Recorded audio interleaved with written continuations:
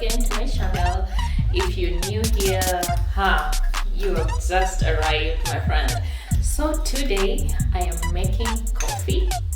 Actually, that's not what we are doing according to the topic of the video, but we are making Dalgona coffee, and I'm going to make this coffee and talk about depression. And guess what? I have a guest. This is a talk you do not want to miss, guys, so just hold on a minute and we will be there with you, my guest and I, and we'll be about to talk. So yeah, guys.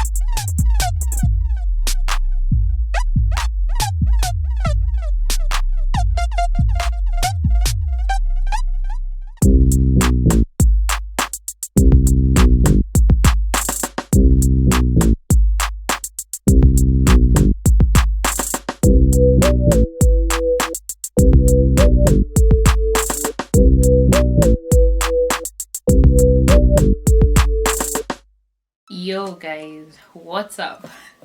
We are back again. We made our coffee, by the way, and here is our coffee, which is her, and this is my guest, by the way. Coffee is really nice.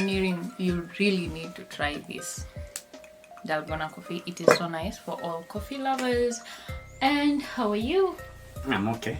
It's been time. Yeah, been a minute. Yeah, it's been a minute. Yeah. So you are new here. Are you new? Am I new? Did you Am I new? sanitize? Did you You sanitize? Are you maintaining social distancing? What is up? How are you? I've been okay. You've been well?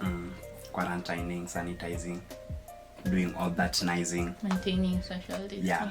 And we'll write the government an invoice when the whole corona thing comes to an end. The good citizens have to The be good invited to citizens have State to. House. The ones who followed everything to the letter. Yeah. So guys, thank you so much for clicking to this video, and we did it over coffee. We are still doing it over coffee because the kind of conversations we're going to have, man, we need to be caffeinated. Coffee worthy. Yeah. So we've come here to talk about just our mental health and how important or less important it is, and especially in our culture as Africans, as Kenyans. So let me just start with, how is your mental health currently? We need to ask each other these questions, like, how are you feeling? Okay. That's an interesting question. Now, how my mental health is currently. You know, something about mental health is it's extremely hard to pinpoint, and I think this is one of the reasons why there's so many problems. People don't actually know what they are going through. Yeah, because one day you have people surrounding you, and you're feeling like you're okay. You're okay. The next day, there's just some weight of negative emotions, darkness, it's like that a blanket is just covering you, and you don't really understand your mind. And then you're like, am I well? Am I not well? What is happening with me? Exactly. And I think that is why we really need to talk about mental health, because we have these highs and lows, especially when you start adulting. When you start adulting, we get to this point where things are bad, and then things are really good. And then there's like two extremes that you can't define. You can't really tell someone when they ask you, how are you? And you're thinking, yesterday I cried myself to sleep, and today I am so happy. And it's just a mix of those emotions. Yeah, those emotions. Anyway, so I think I'm in that place also where one day I'm really happy and the next day I'm really sad. And man, this quarantine period has really taken a toll on most of us. I think I did an article, I think the second article I posted on my blog, and to the end I was talking about how when you have nothing to do, all these emotions, all these things that you suppress, they come back at you. They come back and you start feeling, oh my god, I am not okay. So I think that is one thing that has really been a highlight of this season, that if you're not okay, you're just not okay. It's not about your job, because your job keeps you busy, and then when you have nothing, it distracts you basically. It distracts you. Then you don't think about the important stuff. And I think personally, I would say the way we are raised, it's like when you have a job and you're able to pay the bills, then you're okay. You think you're okay. But I feel like mental health goes deeper than just the things we do. It's actually about the things we do, but it's deeper than that. You can still have everything you want, but still feel not so good mentally, and that's something we need to talk about. The other day, it's so sad how this really famous actor committed suicide, and I'm thinking, my goodness, you have 13 million followers on Instagram. Your life is good. Why are you committing? You see, now we think maybe I should make more money. Maybe I should, then I'll be more okay. But no, mental health goes beyond our jobs and what we do. It's just being able to, the way we maintain our physical health and make sure we are not sick is the same way we need to be so keen about maintaining our mental health, make sure we are good. True. What I might want to say with regard to that is that now this I'd especially speak on my own account, like what I've witnessed in my own life, because I don't know what causes mental unhealth for some people. Mine has mainly been discontentment. There are things that I want to accomplish. There are things that this just a place in life that I've wanted to be at any point in my life. Now the concern of discontentment comes in when these expectations that you'd set, and now you fail to meet those expectations, and it takes a toll on you. Now it's important to consider this, because and this is an approach that we take wrongly. We define ourselves, rather we place our entire identity on our accomplishments, on how we want people to look at us, and we actually forget the essence of us, really, the naked soul, without the ego, without the titles and all that. Titles, who are we? So I'm a musician.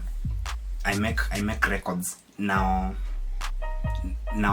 Before I got started with music, I always had it in my mind that when I start releasing songs, the songs would spread out to people faster.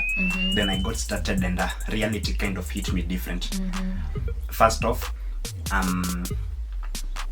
the kind of expectations that I had for the songs were grossly undermet, and that's especially hurtful when you're comparing yourself to other people, and it just feels bad when it takes a toll on you. So you're like, I'm not really as good as I thought I was. And I think that is one of the reasons why people end up being unwell mentally. I don't want to say, by the way, we needed to first discuss mental unhealth, you guys. There is a difference between depression and just being not okay. It is okay to feel, and I feel like the other day I was just reminding myself that it's okay for me to not feel okay. It's okay when I break down. It's okay when all these things happen, because I feel like we shouldn't close that in, because when we close in the emotions, then it will lead to now depression, and depression is a bad place to be. But it is normal to feel that kind of sad, and I feel like we just need to start accepting that we are actually not well. And it is just one step of actually knowing yourself and saying, I'm not in the place where I want to be, so I'm not okay. I wake up every day and I feel like my life is meaningless. I am not okay. That is the truth. Acceptance. Let us accept that we are not okay first, and then you work slowly to, okay, so what is making me not feel okay? Maybe it's because I'm comparing myself with other people, and especially as in our age, the youth who are just coming out to the world, and the world is so cruel. And there's this point in my life where I was just really sad. I don't want to call it depressed. Maybe I was depressed. I don't know what depression feels like. But that is essentially why we need to talk about these things, to just let it to the out world that these feelings, they are normal. Everyone feels them, and we need to constantly talk about it, because there's this point in my life where I was really, really sad, and I was like, what is happening? Because I was in that place where I thought everything was going okay. Why am I sad? Yeah, why am I sad? And that is why we need to talk about. It's very important. And just to tell people that it is okay. People go through that, and at that point I just wished that someone was there to tell me it is okay. It is totally okay to feel bad, and just be there for me, And that is, so we talked about comparing yourself. I cannot tell you stop comparing yourself, because that will not help you, but that is I feel like that is a habit you need to cultivate, to be content. Paul says that I have had and I have lacked. I have known what it is to have, and I've felt what is it to have, to be in lack, and I have learned to be content. Contentment is not something that comes in one day. I could tell you that for sure. You would read that verse and you're like, yes, I am content, and the next day, oh my god, you just see everyone succeeding and you're like, okay, so what is happening, God? It's happening. What is really happening? It's serious. It's actually serious, because now discontentment is or contentment is probably just a fancy word for envy. Really? Are you feeling jealous? Well, so self-acceptance is the first step to liberation. If you really want to be free, you really have to accept the dark aspects of your life that you are dealing with. Otherwise you will not come out of that. So comparison. Okay, I was saying, I think I said somewhere the other time that we focus so much on other people's lights that we forget about how bright we ourselves shine. And that is hard to do. To focus on yourself. I think we all just need someone to keep reminding us that your light is shining. Even the other day, by the way, we were going through this post by Sinach. The time he was saying there'll always be someone singing better than you. And then this one time I was watching, I think, America's Got Talent, and then this really young girl comes, and then she's asked, do you think you can win America's Got Talent? A really young girl. Do you know what she said? She said, I feel like there is always someone who is better than me. And that is so true, we always struggle to, and I think that is where the envy comes from, because if I think I can sing, and then I sing and I hear someone else singing well, then I'm like, why am I not singing like that? I forget that. I need to sing. A singer. You forget that you actually touch lives with the little things you do. And then this is not just something that we talk about. It is something that we are human, or you're a robot. I'm human. There's some things I need to practice, like that. Just knowing that I touch, you do something that is meaningful. Maybe it will touch one person, or at the end of the day it will touch you. But that is so important, because when Jesus says he leaves the 99 to find the one all the time, that verse keeps encouraging me, because when you think because you sing in your youth, or you sing in a small group, you're not touching lives, it's just wrong. You keep thinking, maybe when one day I get a podium, maybe for you, then I'll be successful. But no, maybe God has placed you in that place to touch that one life. I think that is something we need to, and this is a process. It's not something that comes daily. It's just reaffirming yourself daily that I am where I am, I do my best, and I go home and I sleep. And you sleep. Yeah, so this thing of being envious or jealous will eventually go away when you just learn how to know that we are actually doing something whatever place we are kept. True.